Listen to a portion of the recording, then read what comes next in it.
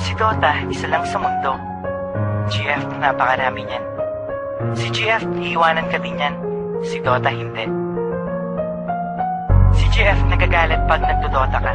Si Dota, hindi nagagalit pag nag-GF ka. Si Dota, 20 pesos lang, masaya na. Si GF, baka 200 pesos, hindi pa masaya. Pag nakakita ka ng ibang hero, hindi nagagalit si Dota. Pero pag nakakita ka ng ibang babae, nagagalit si GF. Si GF, pag iniwan mo, mahirap ng balikan. Si Dota, pag iniwan mo, handa ka pa rin tanggapin. Anong mas gusto mo? Dota o GF? Anong pipiliin mo? Dota o ako? Anong mas gusto mo? Kapag kasama ka, yan ang nasa isip. Anong mas gusto mo? Dota o ako? Ang tanong ko sa'yo, anong mahalaga? Mahal mo ba kung talaga? Defense of the ancient, tayo na mag-Dota, umulan o bumagyo.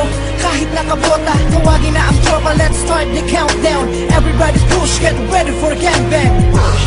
Pumatak na ang dugo. Within 3 minutes, ang bilis makabuo. Parang basketball lang, make me like Mike. Sa dami ko ng kills, ako'y naging Bro, tiny stand, pakitos yan. Pagkatapos niyan, tayo na mag-Roshan. Nice strategy, para bang Mineski. And skills are tight, para bang si Aiki. Destroy the last tower, panalo ang kuhain.